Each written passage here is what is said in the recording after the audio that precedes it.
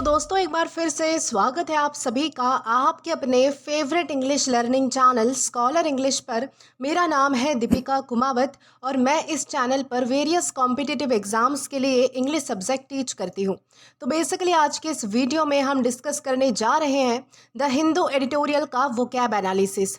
आशा करती हूँ कि आप इन सेशंस के साथ रेगुलरली जुड़ रहे हैं और इनका बेनिफिट भी उठा रहे हैं, क्योंकि इन सेशंस का मकसद है आपकी वोकैब पावर को और ज़्यादा इन्हांस करना। और ये जो वोकैब सेशंस है ये बैंक, एसएससी, रेलवे, यूपीएससी या फिर किसी भी कॉम्पिटिटिव एग्ज़ाम के लिए इक्वली बहुत ही ज़्यादा इंपॉर्टेंट है। तो चलिए और ज़्यादा देर ना करते हुए बढ़ते हैं हमारे वोकैब शो की ओर और जानेंगे कि आज का हमारा सबसे पहला वर्ड कौन सा होता है।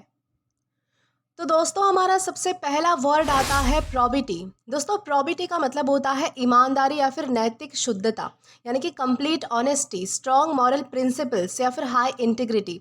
दोस्तों ये जो वर्ड है वो उन लोगों के लिए यूज़ होता है जो करप्शन, चीटिंग या फिर अनफेयर मीन से काफ़ी दूर रहते हैं, चाहे उनका लॉ से क्यों ना हो जाए। मतलब जो बंदा अंदर से क्लीन हो, पैसा या फिर पावर के लिए अपने वैल्यूज़ को कॉम्प्रोमाइज़ ना करे, तो उसके पास क्या होती है, तो उसके पास होती है प्रॉबिटी। ओके, वैसे हमारे पास कुछ और भी एग्जाम्पल्स है। जैसे कि मान लीजिए कि कोई गवर्नमेंट ऑफिसर है जो रिश्वत लेने से मना कर देता है, तो वो एग्जाम्पल ऑफ प्रॉबिटी है। या फिर टीचर है जो फेवरेटिज्म के बिना फेयर मार्किंग करती है, तो वो भी प्रॉबिटी होती है। या फिर बिजनेस ओनर जो ऑनेस्ट अकाउंटिंग रखता है, तो वो होता है फाइनेंशियल प्रॉबिटी। या फिर मान लीजिए कि आप एग्जाम में बैठे हो, एग्जाम दे रहे हो और आपके पास जो है वो कॉपी करने का, चीटिंग करने का चांस है, लेकिन आप फिर भी नहीं करते, तो वो होता है पर्सनल प्रॉबिटी। यानी कि सिंपल वर्ड्स में प्रॉबिटी का मतलब होता है ऑनेस्टी, इंटीग्रिटी या फिर स्ट्रॉन्ग मॉरल कैरेक्टर, यानी कि जिसके प्रिंसिपल्स बहुत ज़्यादा स्ट्रॉन्ग होते हैं, जो ईमानदार होता है नैतिक तरीके से यानी कि मॉरली जो है वो बहुत ही ज़्यादा मतलब कि प्योर होता है, तो उसे हम कह सकते हैं प्रॉबिटी। और ध्यान रखना है कि हमारे पास पार्ट्स ऑफ स्पीच में नाउन है। दोस्तों अब अगर बात की जाए इसके सिनोनिम की, तो सिनोनिम में हमारे पास है ऑनेस्टी, इंटीग्रिटी या फिर अपराइटनेस। दोस्तों ऑनेस्टी का मतलब होता है ईमानदारी, इंटीग्रिटी का मतलब होता है नैतिकता या फिर अखंडता, जिसे हम कह सकते हैं जो मतलब कि किसी के भी सामने जो है वो झुकता नहीं है या फिर अपने जो मॉरल वैल्यूज़ है तोड़ता है, तो वो एक तरीके से इंटीग्रिटी हो जाती है। या फिर अपराइटनेस का मतलब देखें तो इसका मतलब भी होता है ईमानदारी, यानी कि जो बहुत ऑनेस्ट होता है, ईमानदार होता है, तो उसे हम जो है वो अपराइटनेस भी कह सकते हैं। वही एंटीनिम की तरफ आए तो एंटीनिम में हमारे पास है डिसऑनेस्टी, करप्शन या फिर डिसीट। दोस्तों डिसऑनेस्टी का मतलब होता है जो ईमानदार नहीं है, जो बेईमान होता है, तो उसे हम डिसऑनेस्टी कह सकते हैं। ओके, करप्शन का मतलब होता है भ्रष्टाचार और डिसीट का मतलब होता है धोखेबाज या फिर धोखाधड़ी करने वाला या फिर धोखा करना। ओके, धोखा जिसे हम कह सकते हैं, तो उसे हम कहेंगे डिसीट। तो ये सारे हमारे हो गए एंटोनिम्स। अब अगर बात करें इसके एग्जाम्पल की, तो एग्जाम्पल में हमारे पास है he is known for his probity in public life, यानी कि वो जो मतलब कि सोशल लाइफ में, लोगों के बीच में, पब्लिक लाइफ में किस वजह से जाना जाता है, तो उसकी ईमानदारी के लिए, उसकी नैतिक शुद्धता के लिए, यानी कि उसकी जो है वो मतलब कि जिस तरीके से वो अपनी ईमानदारी दिखाता है, अपनी ऑनेस्टी दिखाता है लोगों के बीच में, उसके लिए वो जो है वो मतलब कि अपनी पब्लिक लाइफ में जाना जाता है। तो इस तरीके से आप समझ पाओगे कि प्रॉबिटी यानी क्या होता है। देन इसी के साथ हम आगे जाएंगे हमारे अगले वर्ड की ओर। तो दोस्तों इसके बाद हमारा अगला वर्ड आता है अकस्टम। दोस्तों अकस्टम का मतलब होता है आदत डालना, मतलब कि किसी आदत या फिर सिचुएशन की धीरे धीरे हैबिट बना लेना। यानी कि जब कोई चीज़ शुरू में हमें डिफ़िकल्ट लगती है, स्ट्रेंज लगती है या फिर अनकंफर्टेबल लगती है, पर टाइम के साथ हम उसके साथ जो है वो मतलब कि एडजस्ट हो जाते हैं या फिर हमें उसकी आदत पड़ जाए, तो हम कहते हैं कि हम जो है वो उसके साथ अकस्टम हो चुके हैं, यानी कि हमें क्या हो चुकी है, उस चीज़ की आदत पड़ चुकी है। मतलब कि प्रैक्टिस और टाइम के साथ एडजस्ट हो जाना, तो उसे हम कहते हैं अकस्टम। वैसे हमारे पास कुछ और भी एग्जांपल्स है, जैसे कि नई जॉब के वर्किंग आवर्स की जो है वो धीरे धीरे आदत पड़ जाना। मतलब कि आपको जो है वो इतने ज़्यादा लंबे समय तक काम करने की जो है वो आदत नहीं होती है, लेकिन जब आप जो है वो मतलब कि जॉब करते हो, तो आपको जो है वो धीरे धीरे इन सारी चीज़ों की आदत पड़ जाती है। यानी कि आपको क्या होता है कि आप उस चीज़ से यूज्ड टू हो जाते हो, मतलब कि आप अकस्टम हो जाते हो। या फिर जिम जो है वो शुरू करते वक्त आपकी बॉडी में पेन होता है, आपको जो है वो मतलब कि थोड़ा आलस आएगा, लेकिन फिर जो है वो आप एडजस्ट कर लेते हो। तो वो भी होता है कि आपके मसल्स जो है वो अकस्टम हो जाती है उस एक्टिविटी के साथ। या फिर हॉस्टल का खाना जो पहले आपको बिल्कुल भी पसंद ना आए, लेकिन रोज़ रोज़ खाने की वजह से जो है वो आपके लिए मतलब कि नॉर्मल डाइट बन जाती है, या फिर आपको जो है वो नॉर्मल लगने लगता है, तो वो भी होता है अकस्टम। या फिर अर्ली मॉर्निंग उठना जो कि बहुत ज़्यादा हमें टफ लगता है, लेकिन पर अगर आपका रूटीन बन जाए, आप जो है वो डेली मतलब कि उठ रहे हो और आपकी आदत हो जाती है, तो उसे भी हम कहते हैं अकस्टम हो जाना।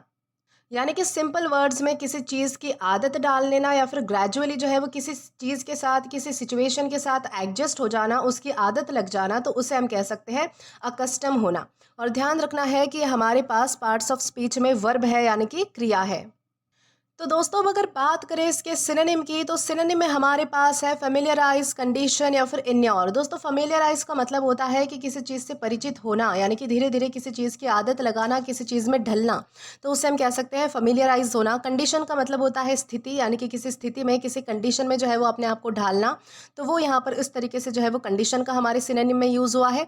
और लास्ट है इन्योर। दोस्तों इन्योर का मतलब होता है खुद को सहनशील बनाना किसी चीज़ में, मतलब कि ढालने के लिए, यानी कि जब आप जो है वो किसी चीज़ को सहन करने लगते हो, किसी चीज़ में जो है वो मतलब कि किसी एक्टिविटी में अपने आप को ढालने लगते हो, तो वो होता है इग्नोर करना। अब अगर बात करें इसके एंटोनिम की, तो एंटोनिम में हमारे पास है अनअकस्टम, सरप्राइज या फिर डिसओरिएंट। दोस्तों अनअकस्टम का मतलब होता है जिसकी आपको आदत नहीं होती है, जो आपकी मतलब कि डेली दिनचर्या का पार्ट नहीं होता है, तो उसे हम कह सकते हैं अनअकस्टम, यानी कि जिससे आप यूज टू नहीं होते हो, तो उसे हम अनअकस्टम कह सकते हैं। सरप्राइज मतलब कि जो चीज़ आपके लिए नई है, जिसकी आपको आदत नहीं है हो जिस फील्ड में, तो उसे हम सरप्राइज के तौर पर मतलब कि यहाँ पर इस वर्ड का यूज़ कर सकते हैं। और डिसओरिएंट का मतलब होता है भ्रमित करना एक तरीके से, मतलब कि जिस चीज़ की आपको आदत नहीं होती है, जिस चीज़ से मतलब कि आपको इतना ज़्यादा लगाव नहीं होता है, या फिर आप जो है वो उस चीज़ में मतलब कि इतने ढलते नहीं हो, या फिर आप यूज़ टू नहीं होते हो, तो उसे हम जो है वो डिसओरिएंट कह सकते हैं। यानी कि जो तीनों भी वर्ड्स हैं हमारे, मतलब कि ये दिखाती है कि किसी चीज़ की हमें आदत नहीं है, कोई चीज़ हमारे लिए नई है, या फिर उस फील्ड से हम रिलेटेड नहीं है, तो उसे हम कह सकते हैं अनअकस्टम, सरप्राइज या फिर डिसओरिएंट, जो कि हमारे सारे एंटोनिम्स हैं। अब अगर बात करें इसके एग्जाम्पल की, तो एग्जाम्पल में हमारे पास है she is accustomed to waking up early.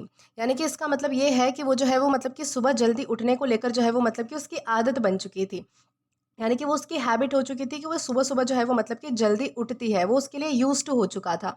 तो इस तरीके से आप समझ पाओगे कि अकस्टम यानी क्या होता है और किस तरीके से हमें इसका यूज़ करना है। देन इसी के साथ हम आगे जाएंगे हमारे अगले वर्ड की ओर। तो दोस्तों इसके बाद हमारा अगला वर्ड आता है डिकॉय। दोस्तों डिकॉय का मतलब होता है फंसाने का चारा या फिर फंसाने वाला व्यक्ति, मतलब कि किसी को डिस्ट्रैक्ट या फिर मिसलीड करने के लिए एक फेक टारगेट या फिर ट्रिक की यूज़ करना। ओके, ट्रिक यूज़ करना बेसिकली। इसका पर्पस होता है कि सामने वाले का अटेंशन असली चीज़ से हटा देना। ये जो वर्ड है वो हंटिंग के लिए, क्राइम के लिए, पुलिस ऑपरेशंस के लिए या फिर डेली लाइफ में भी यूज़ होता है। जब कोई जानबूझकर झूठा सिग्नल या फिर डिस्ट्रैक्शंस क्रिएट करता है, तो उसे हम कह सकते हैं डिकॉय करना। जैसे कि मान लीजिए कि एक चोर है जो एक साइड जो है वो नॉइज़ क्रिएट करता है ताकि दूसरी जगह से दूसरा चोर चोरी कर सके। तो वो क्या होता है कि वहाँ पर जो है वो ये जो आवाज़ है, जो नॉइज़ है, वो एक डिकॉय की तरह यूज़ हुई है। यानी कि इसमें जो है वो लोगों को फँसाया जा रहा है। एक तरीके से जो है वो लोगों को डिस्ट्रैक्ट किया जा रहा है। या फिर ऑनलाइन जो फेक ऑफर्स आते हैं उनके पीछे स्कैम छुपा होता है, यानी कि असली ऑफर जो हमें दिखता है वो असली हकीकत में जो है वो मतलब कि ऑफर असली नहीं होता, उसके पीछे जो है वो स्कैम्स होते हैं, तो वो भी होता है डिकॉय ऑफर। यानी कि सिंपल वर्ड्स में डिकॉय का मतलब होता है फेक टारगेट या फिर डिस्ट्रैक्शंस जो मिसलीड करने के लिए यूज़ किए जाते हैं, तो उन्हें हम कहेंगे डिकॉय। और दोस्तों ध्यान रखिएगा कि हमारे पास पार्ट्स ऑफ स्पीच में नाउन है। अब अगर बात करें इसके सिनोनिम की, तो सिनोनिम में हमारे पास है बेट, ल्योर या फिर ट्रैप या फिर डिस्ट्रैक्ट। दोस्तों बेट का मतलब होता है चारा एक तरीके से, यानी कि बेसिकली किसी को घास डालना, किसी को चारा डालना, बेसिकली उसको फंसाने के लिए। ल्योर का मतलब होता है प्रलोभन, किसी को लालच देना। ट्रैप का मतलब होता है किसी के लिए जाल बिछाना, किसी को फंसाने के लिए। या फिर डिस्ट्रैक्ट का मतलब होता है ध्यान भटकाना। तो ये सारे हमारे हो गए सिनोनिम्स। वही एंटोनिम की तरफ आए, तो एंटोनिम में हमारे पास है प्रोटेक्टर, गार्ड या फिर शील्ड, यानी कि प्रोटेक्ट करना, सुरक्षित मतलब कि सुरक्षा प्रदान करना, किसी को गार्ड करना, बचाना, तो उसे हम कह सकते हैं प्रोटेक्टर, गार्ड या फिर शील्ड। शील्ड का मतलब होता है एक तरीके से ढाल की तरह, मतलब कि खड़ा रहना, एक तरीके से बचाव करना, तो उसे हम जो है वो शील्ड कहते हैं। अब अगर बात करें इसके एग्जाम्पल की, तो एग्जाम्पल में हमारे पास है the police used a decoy to catch the thief. यानी कि पुलिस ने क्या किया कि चोरों को पकड़ने के लिए जो है वो डिकॉय, यानी कि क्या किया कि फंसाने वाली ट्रिक को यूज़ किया, यानी कि डिस्ट्रैक्शन की ट्रिक को यूज़ किया। यानी कि उन्होंने जो है वो किसी तरह जो है वो चोरों के लिए डिस्ट्रैक्शन क्रिएट किया ताकि उनका ध्यान भटक जाए और वो पकड़ में आ जाए। तो इस तरीके से आप जो है वो समझ पाओगे कि डिकॉय यानी क्या होता है और किस तरीके से हमें इसका यूज़ करना है। देन इसी के साथ हम आगे जाएंगे हमारे अगले वर्ड की ओर। तो दोस्तों इसके बाद हमारा अगला वर्ड आता है फॉरेज। दोस्तों फॉरेज का मतलब होता है इधर उधर ढूंढना या फिर चारा ढूंढना, भोजन खोजने जाना। स्पेशली जो है वो मतलब कि किस चीज़ को ढूंढना, तो खाना, रिसोर्सेस या फिर यूजफुल चीज़ें, उनको ढूंढने के लिए ही हम जो है वो फॉरेज का यूज़ करते हैं। ये वर्ड जो है वो एनिमल्स के लिए भी यूज़ होता है जब वो जंगल में खाना ढूंढते हैं, और ह्यूमंस के लिए भी यूज़ होता है जब हम कोई जो है वो मतलब कि बहुत ही ध्यान से, केयरफुली या फिर एक्टिवली कुछ सर्च करते हैं।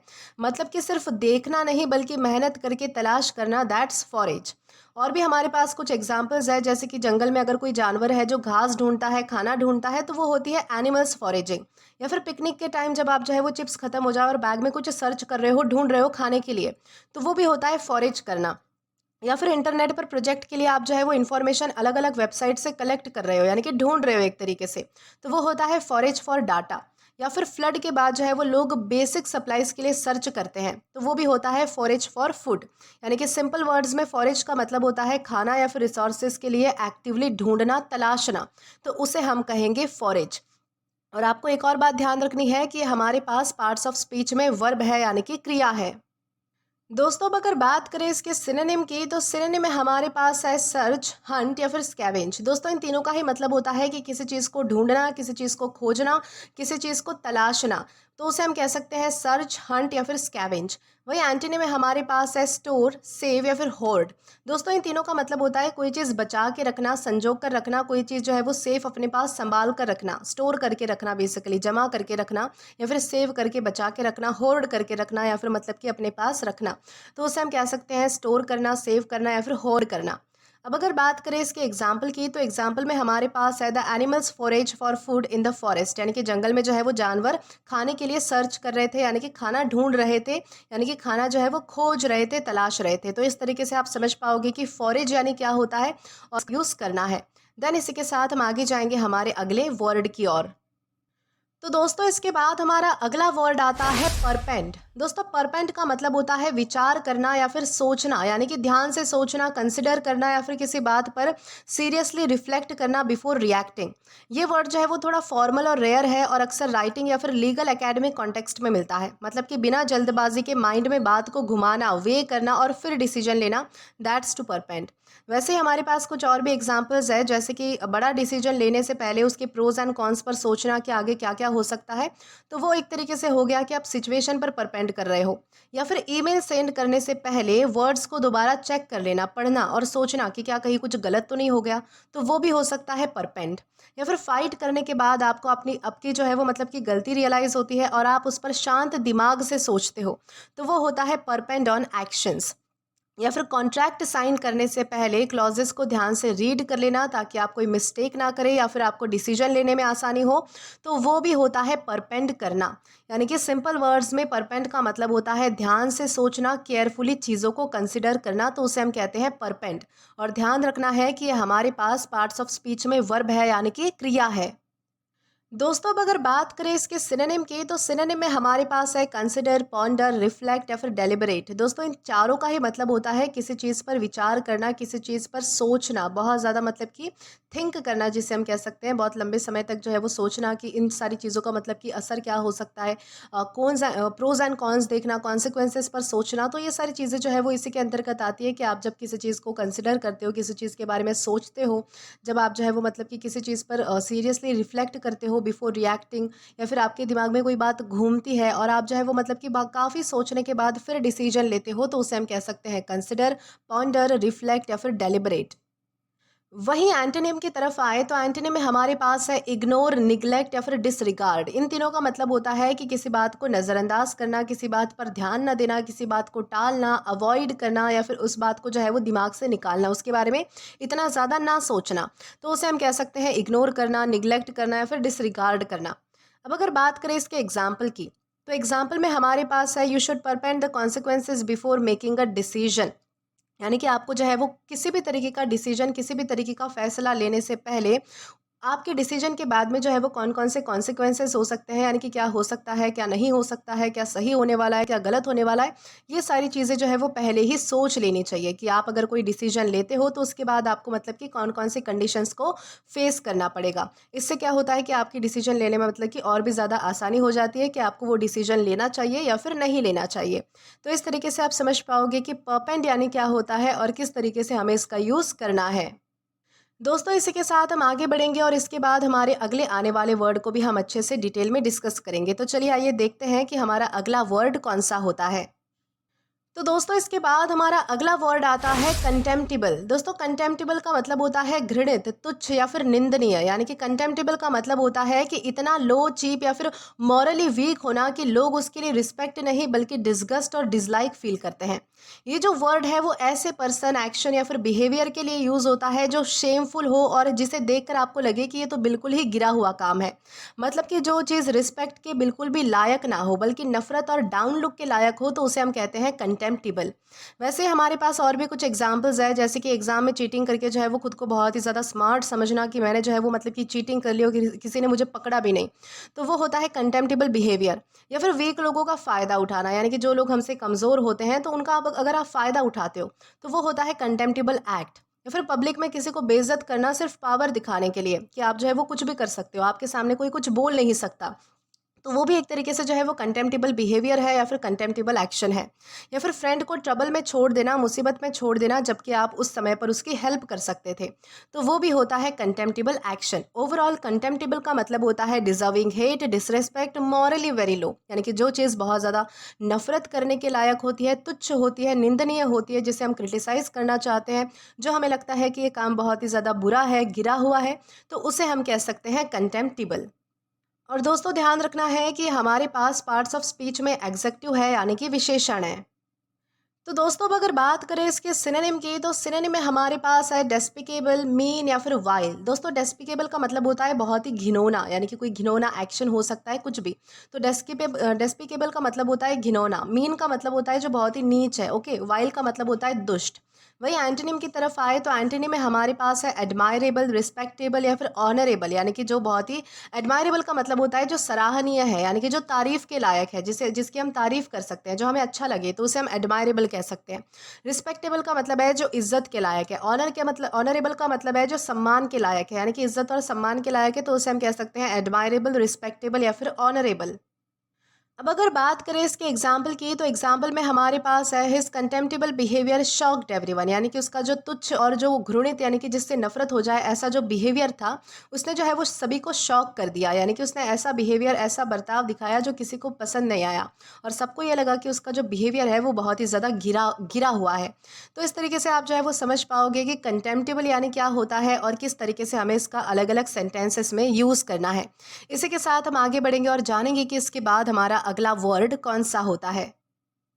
तो दोस्तों इसके बाद हमारा अगला वर्ड आता है स्कर्ज। दोस्तों स्कर्ज का मतलब होता है विपत्ति, अभिशाप या फिर दंड। यानी कि स्कर्ज का मतलब होता है कोई ऐसी चीज़ या फिर कोई ऐसी प्रॉब्लम जो सोसाइटी के लिए, लोगों के लिए या फिर किसी एरिया को जो है वो बहुत ही ज़्यादा नुकसान पहुंचाती है और जिससे लोग परेशान हो जाते हैं। ये जो वर्ड है वो किसी बीमारी के लिए, किसी क्राइम के लिए, किसी एडिक्शन के लिए, पोवर्टी के लिए यानी कि गरीबी के लिए, करप्शन जैसी चीज़ों के लिए यूज़ होता है। मतलब कि जो चीज़ बार बार हमें दर्द देती है, नुकसान पहुंचाती है और हमारी लाइफ को और भी ज़्यादा मिजरेबल यानी कि दयनीय बना देती है, तो वो होती है स्कर्ज। वैसे हमारे पास कुछ और भी डेली लाइफ के एग्जांपल्स हैं जिन्हें आप समझकर जो है वो बहुत ही आसानी से इस वर्ड को समझ पाएंगे। जैसे कि जो ड्रग्स होते हैं, और ये जो ड्रग्स है वो हमारी युवा पीढ़ी की लाइफ खराब कर रहे हैं। यानी कि जो जवान बच्चे होते हैं, ये जो यंगर जनरेशन है, वो ड्रग्स की मतलब कि एडिक्शन करती है। उनको एडिक्शन होता है ड्रग्स का, यानी कि ड्रग्स लेने का, और वो इस चीज़ के आदी हो जाते हैं। तो उससे क्या हो गया, तो ये जो ड्रग्स है वो हमारी सोसाइटी के लिए एक स्कर्ज है, यानी कि हमारी सोसाइटी के लिए एक अभिशाप है या फिर एक विपत्ति है, बहुत ही बड़ा दंड है। या फिर करप्शन, यानी कि जो भ्रष्टाचार है जो हमारे सिस्टम को वीक कर देता है, तो वो भी होता है नेशनल स्कर्ज। मस्किटोज यानी कि मच्छर जो हर साल नए नए डिसीज़ लेकर आते हैं हमारे लिए और हमारे बीच बीमारियां फैलाते हैं, तो वो भी एक तरीके से हमारे लिए सीजनल स्कर्ज हो गया, यानी कि वो भी हमारे लिए एक तरीके से विपत्ति है। या फिर ऑनलाइन स्कैम्स जो होते हैं आजकल, जो लोगों का पैसा लूट लेते हैं, लोगों का पैसा निकाल लेते हैं, तो वो होता है मॉडर्न स्कर्ज। यानी कि सिंपल वर्ड्स में स्कर्ज का मतलब होता है सीरियस प्रॉब्लम जो बहुत ही ज़्यादा डैमेज और सफरिंग कॉज करे, यानी कि हमें नुकसान पहुंचाए, हमारी लाइफ ख़राब करे, हमारी लाइफ मिजरेबल बना दे और हमारे लिए जो है वो एक तरीके से ये सारी चीज़ें श्राप की तरह काम करे, तो उसे हम कह सकते हैं स्कर्ज। और ध्यान रखना है कि हमारे पास पार्ट्स ऑफ स्पीच में नाउन है। दोस्तों अब अगर बात करें इसके सिनोनिम की, तो सिनोनिम में हमारे पास है कर्स, एफ्लिक्शन या फिर पनिश। दोस्तों कर्स कर्स का मतलब होता है श्राप मिलना, बेसिकली श्राप को हम कहते हैं कर्स। एफ्लिक्शन का मतलब होता है किसी तरीके का कष्ट होना, पीड़ा होना, दुख होना, यातना होना, संताप होना, शोक, व्यथा, यानी कि जो हमारे दुख दर्द होते हैं ओवरऑल उनको ही हम जो है वो मतलब कि हमारी वेदनाओं को, हमारे जो दुख होते हैं उनको हम एफ्लिक्शन कहते हैं। पनिश का मतलब होता है दंड, यानी कि एक तरीके से आपको जो है वो किसी तरीके की पनिशमेंट मिलना। अब अगर बात करें इसके एंटोनिम की, तो एंटोनिम में हमारे पास है ब्लेसिंग, बून या फिर रिवॉर्ड। ब्लेसिंग का मतलब होता है आशीर्वाद। ओके, यहाँ पर हमने शुरुआत में पढ़ा था कि आपको एक तरफ से मतलब कि श्राप मिल रहा है, यानी कि कर्ज का मतलब होता है श्राप, और वहीं हमारा अपोजिट आता है ब्लेसिंग। ब्लेसिंग का मतलब क्या होता है, तो ब्लेसिंग का मतलब होता है कि आशीर्वाद। बून का मतलब होता है वरदान, और रिवॉर्ड का मतलब होता है कोई इनाम, जिसे हम रिवॉर्ड कहते हैं। यानी कि पनिश का अपोजिट क्या हो गया, यानी कि एक तरफ से आपको दंड मिल रहा है, आपको पनिशमेंट मिल रही है, दूसरी तरफ आपको क्या मिल रहा है, तो इनाम यानी कि रिवॉर्ड मिल रहा है। तो ये सारे हमारे हो गए एंटोनिम्स।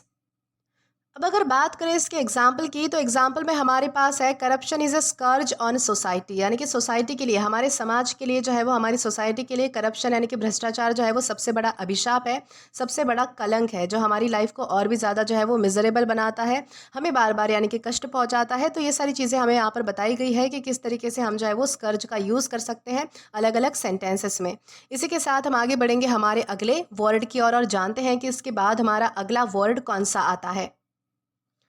तो दोस्तों इसके बाद हमारा अगला वर्ड आता है कल्यूड। दोस्तों कल्यूड का मतलब होता है मिली भगना, यानी कि सीक्रेटली मिलकर गलत काम प्लान करना, यूजुअली चीट करने के लिए, फ्रॉड करने के लिए या फिर किसी को नुकसान पहुंचाने के लिए।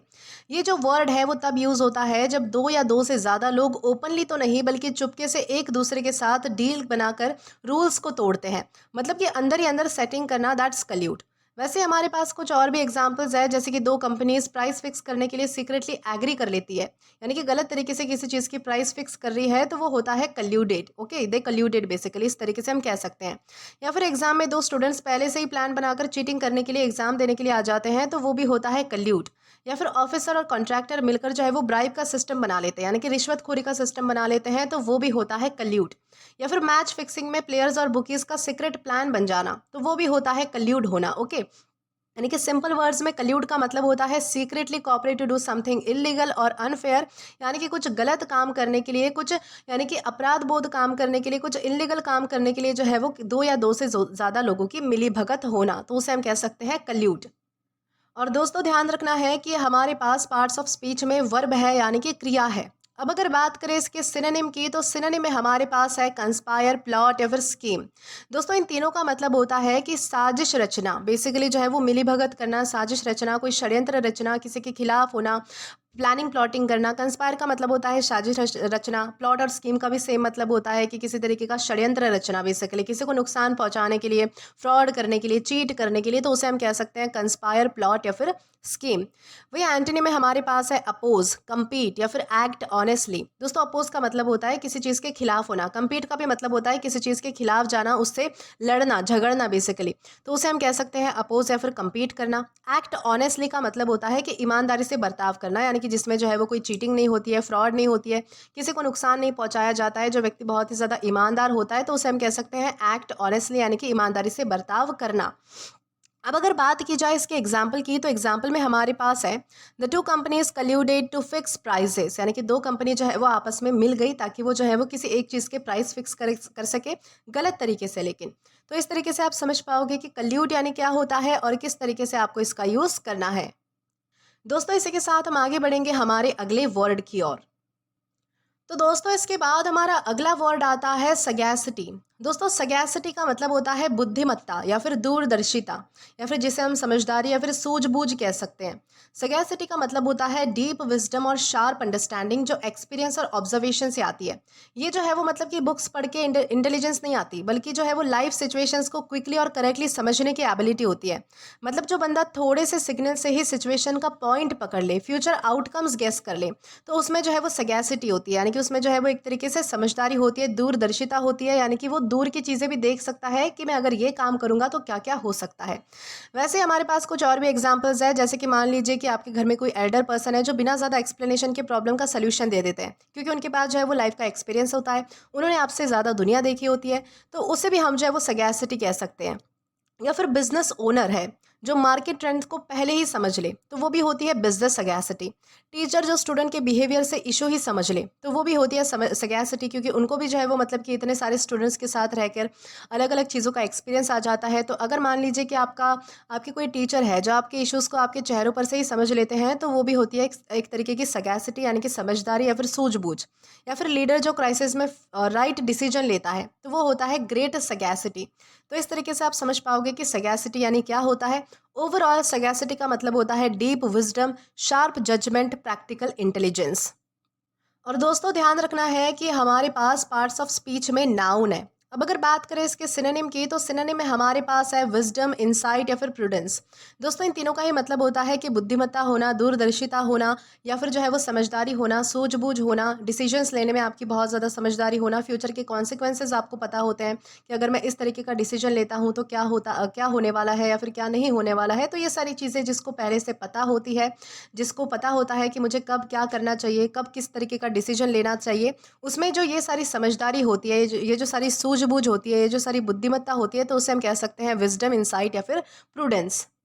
वहीं एंटोनी में हमारे पास है फुलिशनेस, स्टुपिडिटी या फिर इग्नोरेंस, यानी कि जिसमें जो है वो मतलब कि ज़्यादा दिमाग नहीं होता है, या फिर जो स्टुपिड होता है, जो मतलब कि पागलों की तरह बिहेव करता है, या फिर जिसे जो है वो समझ नहीं आती है सारी चीज़ें, तो उसे हम जो है वो एक तरीके से फुलिशनेस कह सकते हैं, पागलपन कह सकते हैं, यानी कि स्टुपिडिटी कह सकते हैं, मूर्खतापना जो है हम वो कह सकते हैं। या फिर इग्नोरेंस, यानी कि जो हर बातों को अवॉइड करता है, निग्लेक्ट करता है, टालता है, तो वो भी कह सकते हैं। तो ये सारे हमारे हो गए एंटोनिम्स। तो दोस्तों अब अगर बात करें इसके एग्जाम्पल की, तो एग्जाम्पल में हमारे पास है the leader's sagacity help the nation through difficult times, यानी कि जब मतलब कि देश पर जो है वो बुरा टाइम आया, डिफिकल्ट टाइम आया, तब जो है वो एक लीडर की सगैसिटी है, यानी कि उनके डिसीजंस ने, उनकी बुद्धिमत्ता ने जो है वो मतलब कि नेशन को, यानी कि बुरे टाइम से निकलने में बहुत ज़्यादा हेल्प की। तो इस तरीके से आप समझ पाओगे कि सगैसिटी यानी क्या होता है और किन किन तरीके से हम इसका अलग अलग सेंटेंसेस में यूज़ कर सकते हैं। देन इसी के साथ हम आगे जाएंगे आज के हमारे लास्ट वर्ड की और जानेंगे कि वो वर्ड हमारा कौन सा होता है। तो दोस्तों इसके बाद हमारा लास्ट वर्ड आता है सैंगफ्रॉइड। दोस्तों सैंगफ्रॉइड का मतलब होता है मानसिक संतुलन या फिर धैर्य, यानी कि सैंगफ्रॉइड का मतलब होता है प्रेशर, डेंजर या फिर स्ट्रेसफुल सिचुएशन में भी बिल्कुल काम रहना। जब सब लोग पैनिक कर रहे हो और कोई बंदा ठंडे दिमाग से सिचुएशंस को हैंडल करे, तो उसके पास क्या है, तो सैंगफ्रॉइड है, यानी कि मानसिक संतुलन है। ये जो क्वालिटी है बेसिकली आपको लीडर्स में, यानी कि जो बड़े बड़े लीडर्स होते हैं, नेता होते हैं, डॉक्टर्स होते हैं, पायलट्स होते हैं, तो उनके पास मिलेंगी। या फिर क्राइसिस हैंडलिंग लोगों में होती है। मतलब कि बाहर तो आपको मतलब कि ऐसा लगेगा कि अफरा तफरी मच रही है, केओस हो रहा है, पर अंदर से फुल कंट्रोल होता है, तो उसे हम सैंगफ्रॉइड कहते हैं। यानी कि एक तरीके से पेशेंस रखना, धैर्य रखना, या फिर जो है वो मानसिक संतुलन बनाए रखना किसी डिफिकल्ट सिचुएशन में भी, तो वो होता है सैंगफ्रॉइड।